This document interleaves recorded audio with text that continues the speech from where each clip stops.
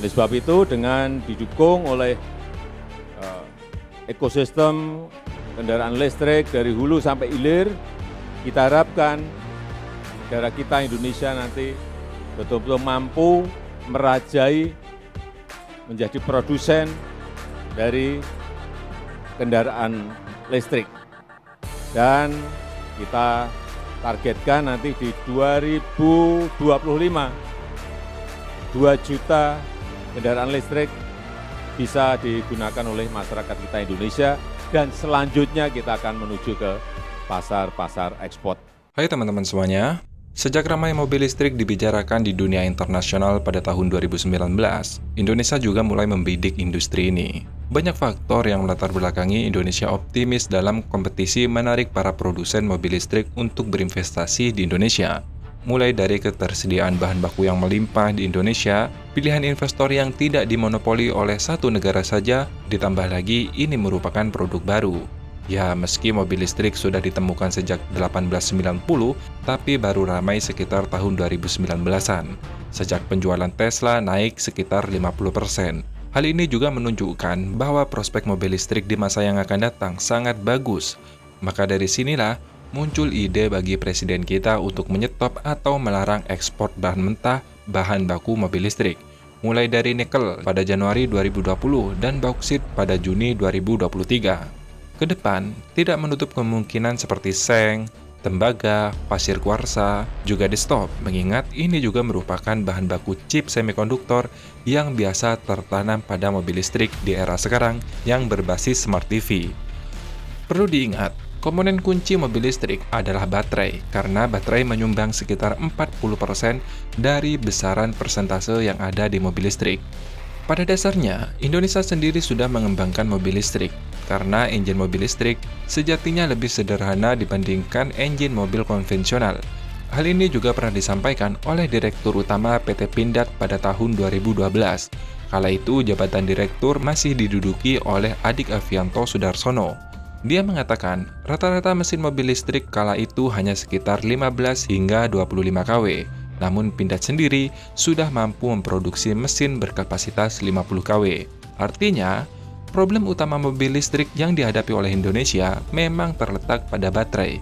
Karena jika kita ngotot untuk mengembangkan mobil listrik tapi tidak bisa memproduksi baterai, ya percuma.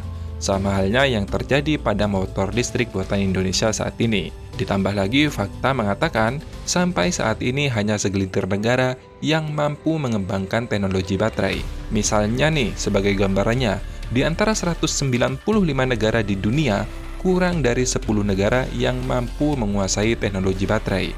Yang pertama misalnya Cina, kemudian Korea, Jepang, Amerika, Perancis, dan Jerman. Negara itu saja yang mempunyai teknologi untuk memproduksi baterai. Dan itu pun sekitar 67-70% pangsa pasar baterai global itu sekarang masih dikuasai Cina. Membangun industri baterai itu tidaklah mudah, bro. Dan melalui beberapa tahapan, dan di setiap tahapan itu harus ada industri tersendiri. Artinya, setiap industri pasti ada teknologi dan modal yang tidak sedikit. Misalnya, tahapan eksplorasi saja, tentu ini membutuhkan industri pertambangan, dan biaya pun tak sedikit, namanya juga tambang. Kemudian pemurnian, ini juga membutuhkan industri yang berbeda, yaitu smelter. Selain modal, juga ada teknologi smelter. Mengutip dari pernyataan Menko Marves sendiri, untuk membangun satu smelter itu perlu merogoh kocek di atas 1 miliar US dollar atau sekitar 14,8 triliun rupiah. Dan memangnya cukup hanya satu smelter saja? Ya nggak cukup lah bro untuk negara sebesar kita. Setelah melalui proses pemurnian, akan menghasilkan jenis-jenis logam yang dibutuhkan, dan barulah masuk ke research and development. Seperti mulai dari penggabungan beberapa bahan dan injeksi. Tentu ini sudah termasuk industri manufaktur, dan sekali lagi bukan hanya masalah modal, tetapi juga teknologi. Berkaca pada pabrik LG yang ada di Karawang saat ini, mereka memerlukan biaya sekitar 9,8 miliar US dollar atau sekitar 142 triliun hanya untuk membangun satu pabrik saja. Selain itu, lagi-lagi perlu teknologi yang mumpuni. Karena pembuatan baterai itu ada beberapa modul dari 24 pack, 30 pack, dan yang terbaru nih 32 pack. Dan mungkin ke depan akan berkembang ke 38, 40, atau 50, 100, dan seterusnya bro. Ditambah lagi, perkembangan teknologi baterai itu sangat pesat. Lihat saja tuh Hyundai.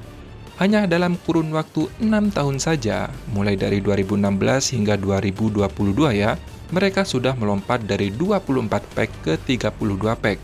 Bayangkan tuh betapa cepatnya perkembangan teknologi baterai ini. Hal penting lainnya yang perlu diperhatikan, sebagai produsen baterai, dituntut harus menguasai semua modul. Nggak boleh hanya satu modul saja yang dikuasai bro. Artinya, semakin lama Indonesia menunda pengembangan teknologi baterai, maka semakin jauh jarak gap teknologi yang kita miliki. Nah, sampai di titik inilah kendala Indonesia selama ini bro.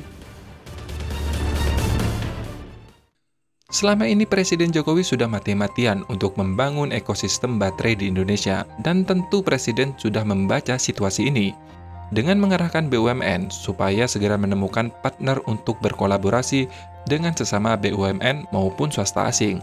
Dan ini dilakukan sejak tahun 2021. Hasilnya, 2 tahapan industri menuju industri manufaktur baterai sudah kita miliki saat ini bro. Mulai dari sektor hulu atau pertambangan dan sektor pemurnian. Di antara kedua industri itu, kita sudah punya BUMN murni yaitu PT Antam. Tinggal sekarang satu tahapan lagi, yaitu Research and Development untuk industri manufaktur baterainya. Nah, dengan segala kerumitan yang sudah saya paparkan tadi, jika ada satu saja BUMN atau swasta dari dalam negeri yang mau berinvestasi di sektor industri manufaktur, tentu kita akan mengapresiasinya.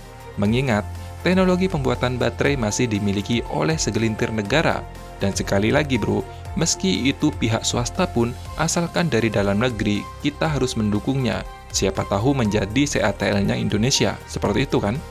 Kalau Cina punya CATL bro, Korea punya LG, Jepang punya Panasonic, Jerman dan Perancis punya BASF. Masa Indonesia punya sumber daya alam yang melimpah nggak punya apa-apa?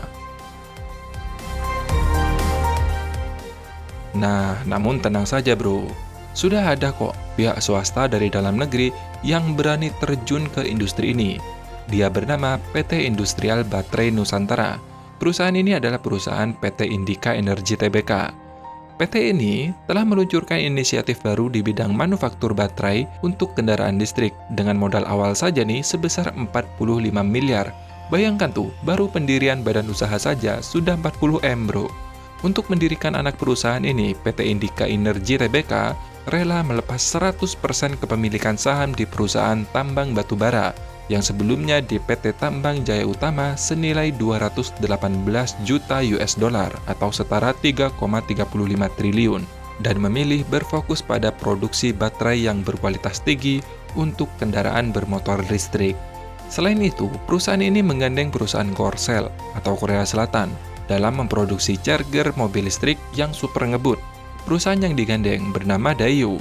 Perusahaan ini memberi layanan pengisian daya kendaraan listrik saat ini di Korea Selatan.